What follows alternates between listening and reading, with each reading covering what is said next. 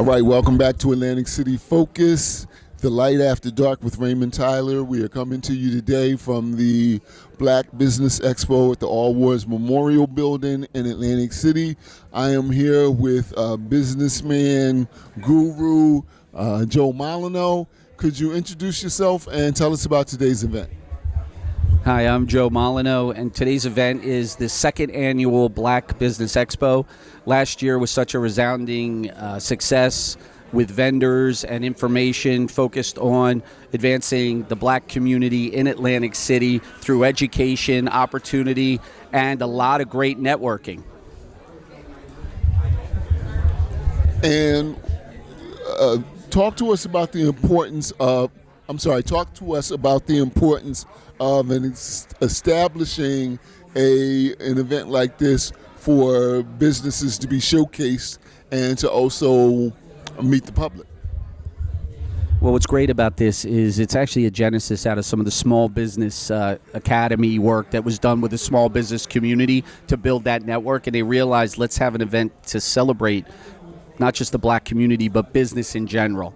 So what we were lucky enough to do was, as a city, through the Economic Development and Planning Department, along with some of the other departments, come together and activate this amazing space and bring, last year, over 300 people, and this year we're at a pretty good number. I don't know the final count for this year, but it's a great opportunity, like I said, to network, to educate, and to allow not just the public, but aspiring entrepreneurs and existing business to come and find ways to collaborate and work together.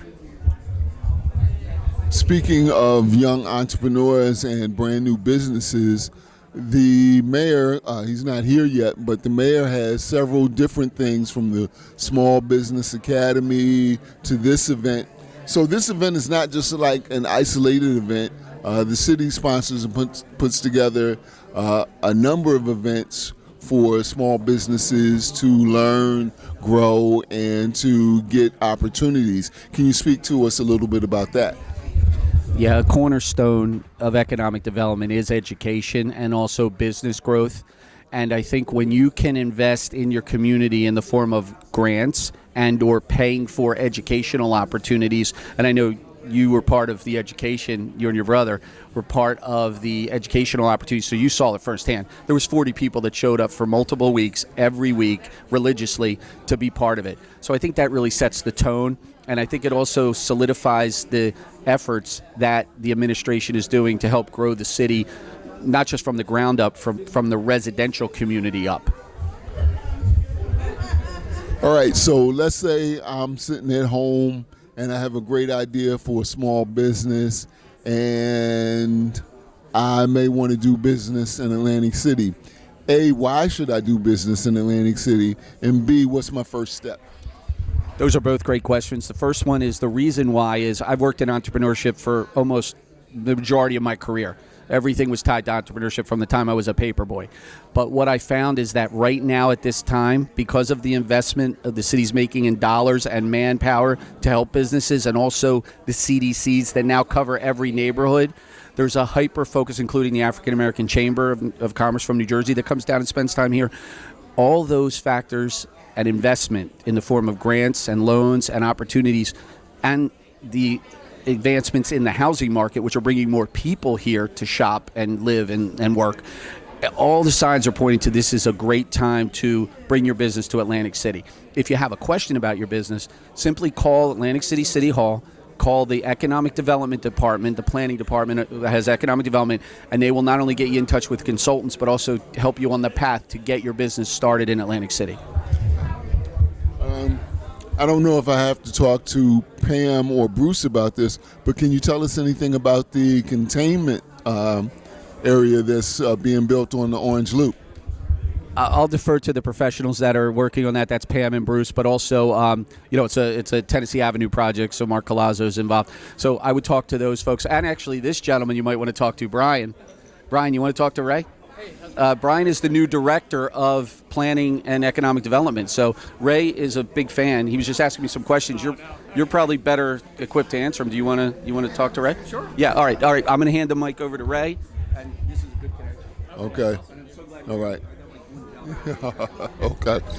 Okay. So Brian, I haven't met you before, but I'll ask you to introduce yourself and tell us what it is that you do with businesses here in Atlantic City, please. Sure, thanks so much. Nice to meet you. My name is Brian Kempf. I'm the new Director of Planning and Development for the great city of Atlantic City. I'm really thrilled to be here. Economic development is kind of at the heart of Atlantic City's path forward. You know, we have just, this is a place that's been trying to diversify the economy for so long. You know, we've been really relying on casino gaming and tourism, to fulfill the economic needs of the city, and it's just been uneven to say the least. And there's a lot of work that needs to be done. So, really proud to be here at the Black Business Expo, which Bruce and Miss Pam and Miss Shanita in our department have been running.